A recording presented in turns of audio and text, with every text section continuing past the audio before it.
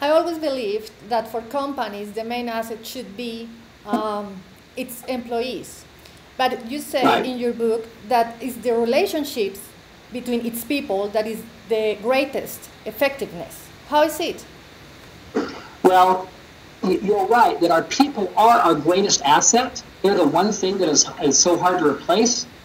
But what I profess in my book is you can have a company filled with great people, but if they don't get along, if they don't see the value in each other, you're not going to be able to accomplish much.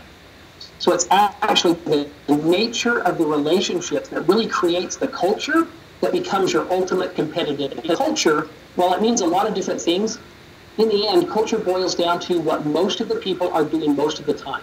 And so if we can focus on the relationships between the people in our organizations and our team, we're going to have an incredible culture that can't be replicated and really will be our competitive advantage. In all this discussion, we are assuming that these people can apply this in their working lives.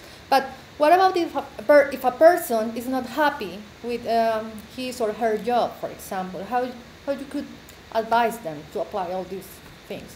You know, the goal is for us to all be happy in our jobs. And so I advise and coach people all the time, and I say, well, let's step back before you decide to go get a different job or leave our company.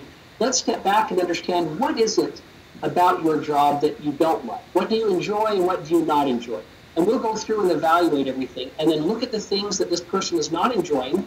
And often they are things we can do something about, but we have to bring it to the surface first. We have to identify it and then say, well, I wonder if we could accomplish the same thing but in a different way. There's a person I work with who, based on their personal situation, they needed more flexibility in their job.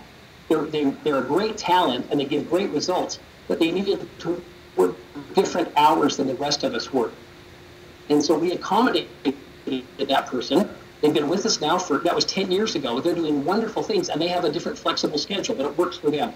So I think first step is to sit down and identify those things that maybe are making your job less pleasurable. And let's see if there aren't some things that we can address or at least start to address. Currently, there are many youngsters here in Colombia, especially, that are probably looking for a job. They are unemployed. From your expertise, what would be your advice for them? How they could apply these things? I would say learn how to talk about yourself without being arrogant. So talk with other people who know you well. Identify what are your most important strengths. In fact, there's a book out there called Now Discover Your Strengths, and it's got the Gallup Strengths Finder in it. I would recommend they get that book, and you take a survey, and it identifies for you what are your top 5 strengths. So either whether it's from the book or from people who know you well, find out what your top strengths are, and then learn how to talk about them and feel comfortable talking about them without being arrogant. Practice with a friend, practice with a family member, so that when you do get the job interview, you can go in and not just answer the questions they ask, but at the appropriate time, you can say, let me share a little bit about you.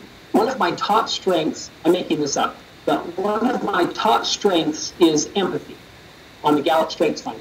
And let me tell you why empathy is so important, because I have a natural tendency to feel what others are feeling.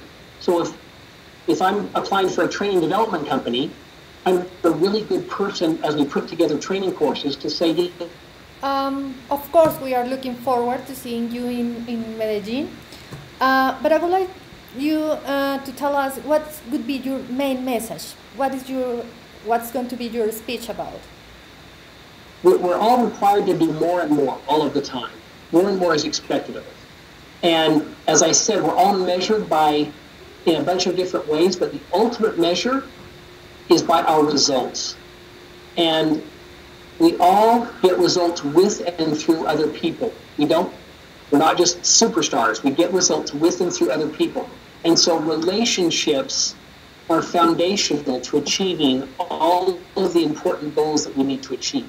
So the primary message is that our relationships matter a lot. They matter a lot because it makes us happier when we have good relationships, but they matter a lot because they all contribute to our success in our professional lives and our personal lives. So that's the foundation of my message.